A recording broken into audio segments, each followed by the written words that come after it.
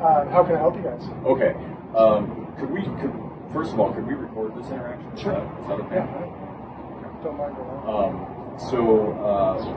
We had, our, Central Oregon Peacekeepers, our kind of mission, we're trying to provide safety for Central Oregon activists. Okay. And in that capacity, we witnessed an assault on Saturday. An activist was out protesting and was attacked. There's a firearm involved. We've since found out that the perpetrator of that assault was cited and released. We tried to find some information on that. What we were told, and we'd like confirmation on that, what we were told is that the reason why he wasn't arrested is that the policy right now due to COVID is only Class A and B felonies are being jailed. The reason that concerns us is just a simple search. We found, people are being arrested for DUI. There's a guy sitting in Deschutes County Jail right now for third-degree theft, which I believe in Oregon is the lowest category of theft. So we've got somebody who was attacked, knocked to the ground, beaten, and had a gun pulled on him. Didn't go to jail. Third-degree theft is sitting in Deschutes County Jail right now. After some of what's happened in Prineville, we feel like the Prineville police kind of declared open season on us, and we're afraid the same thing may be happening in Bend. Okay, yeah, no, and obviously I'm not part of the Prineville deal, and we're, and I don't know, so that, I want to look into some of those incidents on why there's a theft to the third degree. The jail's given us some of the protocols on what they'll accept when COVID first hit.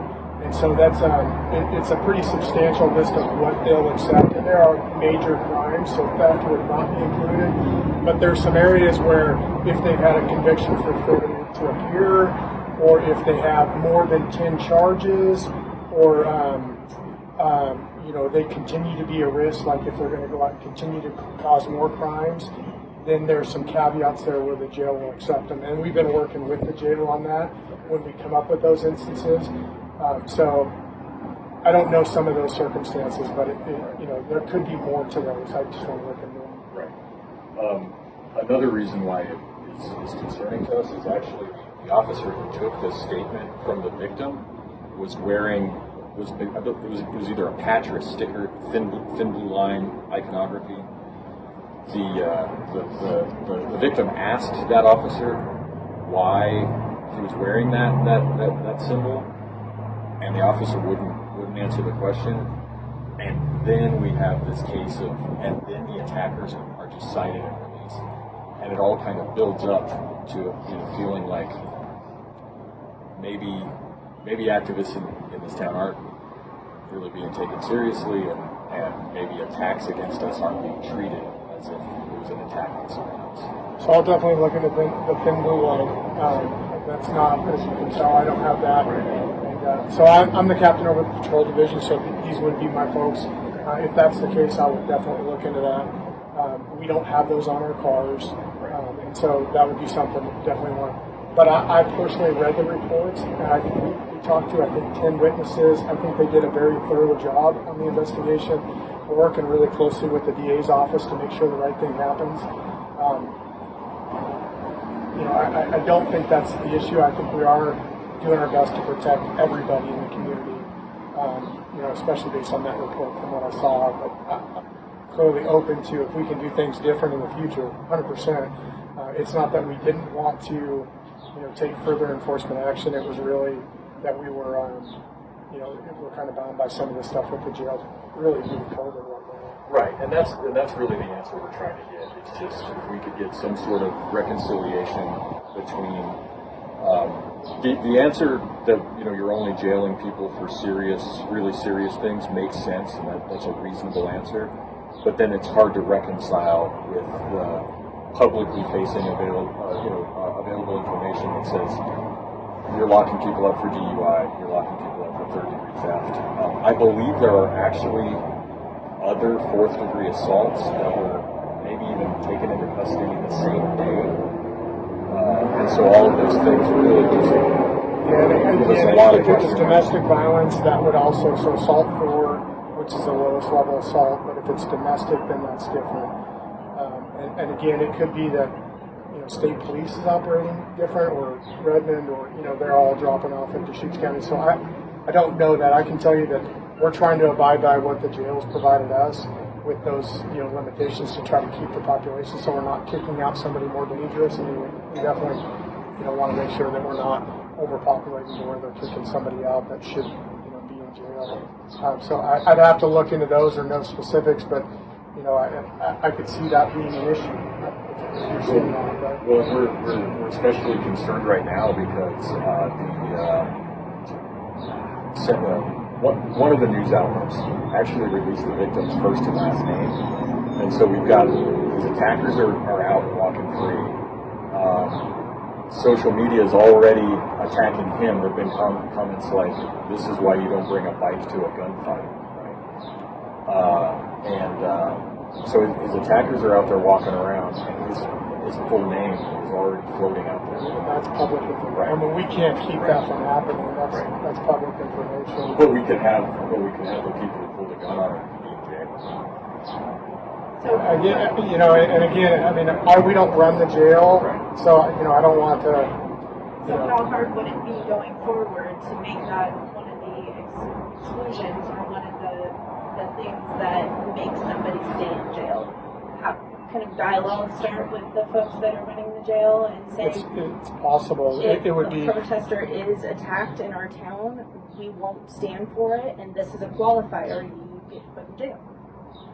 I'm just saying it's extremely scary right now. I understand, and I'm not trying to make excuses whatsoever. I understand. I don't want to speak for the jail. We don't run the jail. I mean, obviously we're one unit. I mean, we're in law enforcement in the jail, but they kind of make their rules as we do at the MPD and on how we do things at Pineville or whatever. So I'm not saying we can't work with them and don't work with them on how to do business, but that's what we were operating under on Saturday.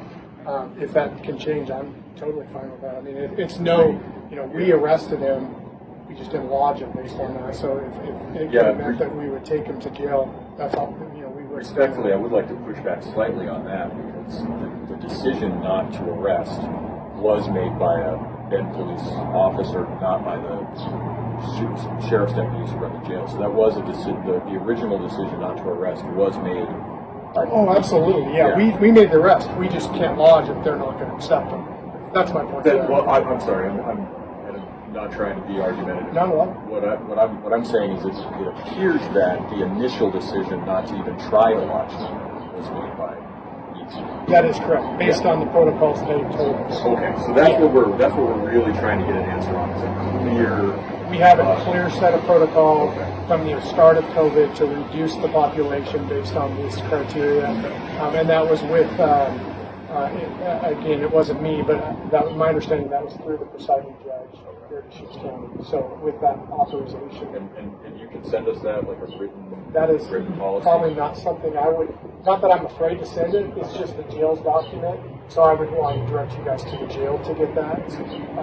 I just don't want to overstep my bounds. It's not like I'm afraid. I'll tell you all of it's on it. It's a document that has just more than that. Okay, well, we can definitely follow with that, and we do appreciate your time. I appreciate it. And then the other information we were hoping to get is we know the victim has the case number, but if we could get the case number and names and badge numbers of the officers involved, both in taking the statement and in questioning and citing the perpetrators. Yeah, I don't see any issue with that. I'm sure you don't have a lot to talk about. Yeah, no, I do not. Maybe if you want to hang out for a minute, I can get you case number and stuff. Absolutely. So you said officers and case numbers. Was that? Case number, officers who, hopefully the officer who took the statement from the victim, and then the officer or officers involved in the stop of the perpetrators. Yeah, I think it was quite a few officers. We put quite a few resources on this call with all the witnesses and everything. So yeah, Any of that absolutely. you can get to us. We can hang out. Yeah, absolutely. Anything else before I go grab that? Or? Okay. Really appreciate your time. No problem. Thank you. Yeah, I'll be right back. So I need to check with my legal on releasing the names. I believe I'll be able to do that within the hour, but I just don't get myself in a bind. So that's my card. That's the case number on there for that incident, and my name and my cell phone number. So if there's any way I can get one of your numbers, I'll call you back with that info. Sure. By the end of today. Could I give you our email? Yeah. Absolutely. I'm always checking it so we get it. Awesome. Thank you for following up on that. Absolutely, and I'm not trying to blow you up. I really will. Okay. I don't see an issue. I think that's public information. Yeah. Can I ask you guys what you're going to use it for? And I'm not. That's not a defensive. Yeah. You know. Yeah. We so we have we just run a Facebook page. Yep. I don't know if you've seen any of what we've written before. A little. I mean, we had a meeting with the district attorney yesterday. Saw that. Yeah. We wrote up how that went. We've met with the Scott Scher, who's EPD officer, especially running for sheriff. Wrote up and we try to stay. Kind of our unofficial motto is we always bring receipts. We don't say anything we can't prove. And so there may be a point where we'll write something about what happened to the man on Saturday. My only concern with some of the groups that we've seen across the nation is, some of the cops are pretty concerned they're going to get targeted, or that, when we had the Harney County deal, we did withhold names because there was liens getting put on officers and things like that. That, I'm not saying that, we shouldn't, uncover bad cops. Yeah.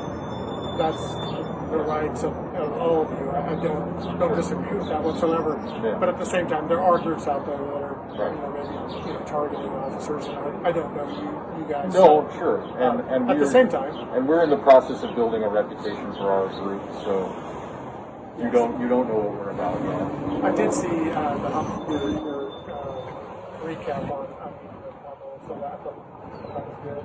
Yeah. And that's really the relationship we want with all the groups too. I mean, honestly, we can only get through this together, and we need to be listening. We've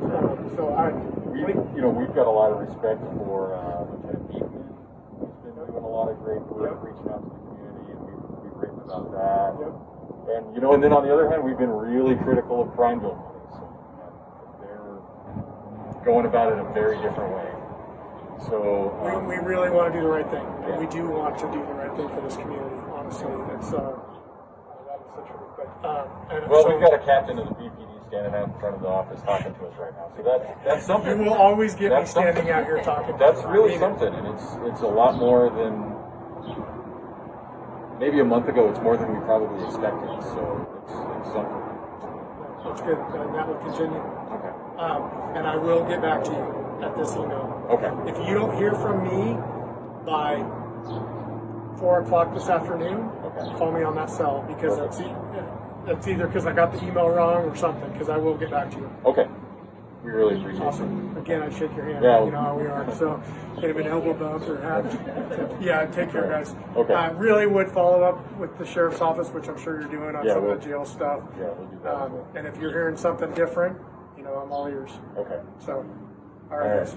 Thanks for your time.